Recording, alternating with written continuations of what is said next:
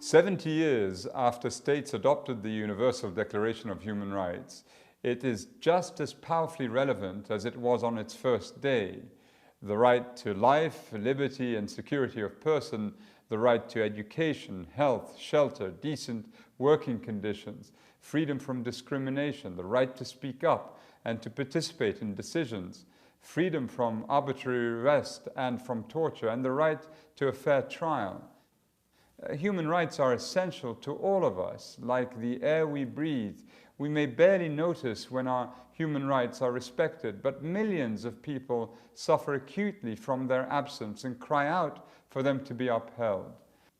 The Universal Declaration has helped countless people gain greater freedoms and equality. Violations have been prevented, independence and autonomy have been attained.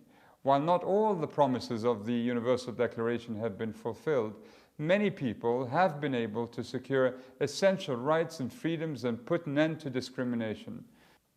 Honoring these principles in real life is vital to preventing violence and building peace.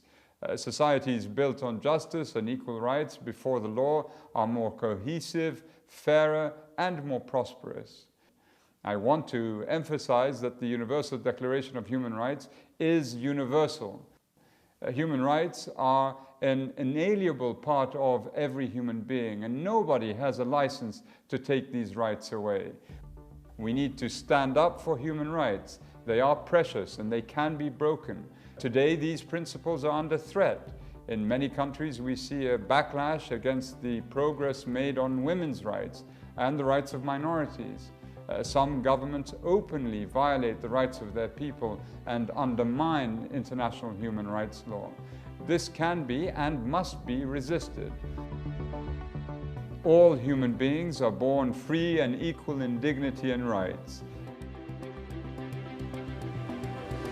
You, me, everyone, in our daily lives, our schools, our work, in our political and community life, all of us can uphold that fundamental truth and build a better global community for us all. Please join us. Stand up for human rights.